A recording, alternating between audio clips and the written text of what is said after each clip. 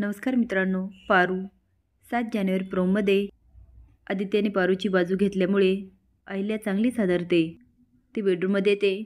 तिला आदित्यचं बोलणं आठवतं. आई, तू पारूवर अन्याय केला आणि नकळत हे अहिल्याने केलेलं असल्यामुळे तिला जास्तच लागतं. पण ती म्हणते, माहीत नाही हा मुलगा असा का वागतोय. आज तर त्याने हाताला जखम करून घेतली आहे. आजपर्यंत आदित्य असा कधीच वागला नाही. मला असं वाटतं मी त्याच्याशी बोलायला हवं. त्याच्या जखमेवर पट्टी बांधायला हवी. आदित्यला खूप राग आलेला असतो. तो मनात म्हणतो, आई असं कसं करू शकते. आणि ती अनुष्का किती खोटारडी आहे. पारू असं काही बोलली नाही तरी तिने आईला असं का सांगितलं. किर्लोस्कर कंपनीची ब्रँड ॲम्बॅसिडर होण्यासाठी. पण तिला एवढं साधं कळत नाही.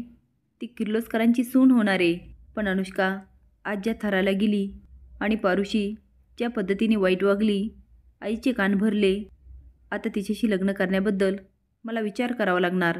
तेवढ्यात पारू येते आणि म्हणते, आदित्य सर. आदित्य म्हणतो, काय आहे. ती म्हणती, नाही म्हणजे तुमच्या हाताला लागले. आदित्य म्हणतो, ठीक आहे मग, त्याचं तुला काय. पारू म्हणते, हाताला पट्टी बांधायची होती. आदित्य बोलतो, काही गरज नाही. अशी पळपुटी आत्मविश्वास गमावलेली अशी मुलगी माझी मैत्रीण असूच शकत नाही. पारू म्हणते, आदित्य सर मी तरी काय करणार. हा निर्णय दिव्याईचा होता आणि त्यांच्यापुढे मी कशी बोलणार. आणि मी सांगत होते की अनुष्का मॅडमला मी असं काही बोलले नाही. पण दिव्याईने. आदित्य म्हणतो, हो, आईने काहीच ऐकून घेतलं नाही.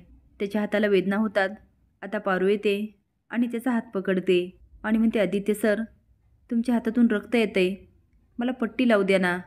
आदित्य हात ओढायला लागतो. पारू म्हणते, तुम्हाला शपथ आहे माझी. आता आदित्य काही बोलत नाही आणि पारूच्या हातात हात देतो. पारू मलमपट्टी करत असते. तेवढे ताईले येते. पण पारूला बघून ती दारात उभी राहते. पारू म्हणते, काय हो आदित्य सर, तुम्ही स्वतःची अजिबात काळजी घेत नाही. माझ्यासाठी तुम्ही कुणाशीच लढू नका. बघितलं ना, राग आल्यानंतर तुम्ही ग्लास फोडला आणि तुमच्याच हाताला लागला. आदित्य म्हणतो, पारू तुझ्यावरचा अन्याय मी नाही सहन करू शकत. पारूच्या हातात आदित्याचा हात बघून अहिल्याला खूप राग येतो आणि ती रागात बघत असते. असेच नवीन अपडेट जाणण्यासाठी लाईक आणि सबस्क्राईब करा. धन्यवाद.